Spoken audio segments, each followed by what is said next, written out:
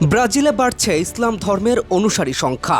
ধীরে ধীরে গড়ে উঠছে মসজিদ, নামাজের স্থান এবং ইসলামিক সাংস্কৃতিক প্রতিষ্ঠান। ফুটবলের মোড়ল ল্যাতিন আমেরিকার খ্রিস্টান প্রধান দেশটিতে গত এক দশকে ব্রাজিলিয়ান স্থানীয় অমুসলিমদেরই বড় একটা সংখ্যা ইসলাম গ্রহণ করেছে। বিভিন্ন সূত্র অনুযায়ী সংখ্যাটা 10,000-এরও বেশি এবং প্রতিনিয়তই যার সংখ্যা উল্লেখযোগ্যভাবে বাড়ছে। পুরুষের তুলনায় অধিক হারে নারীরা ইসলামের সুশীতল ছায়াতলে খুঁজে নিচ্ছে শান্তি।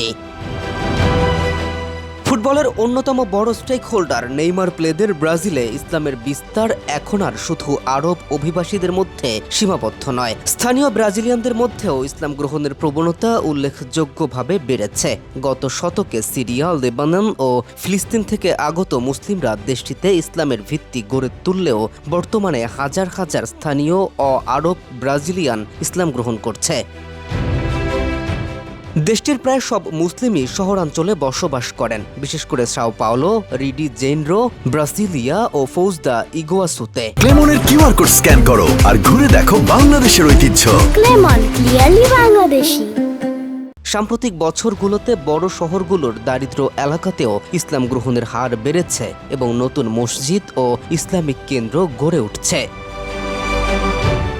বর্তমানে ব্রাজিলে প্রায় 151টি মসজিদ ও শতাধিক ইসলামিক প্রতিষ্ঠান রয়েছে। 1929 সালে প্রতিষ্ঠিত মেশকিতা ব্রাজিল দক্ষিণ আমেরিকার প্রথম মসজিদ হিসেবে পরিচিত।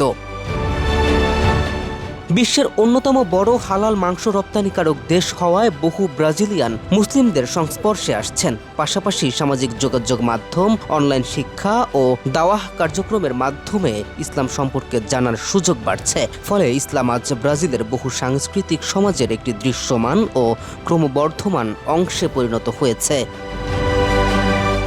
কেম রাফিন, নিউজ 24।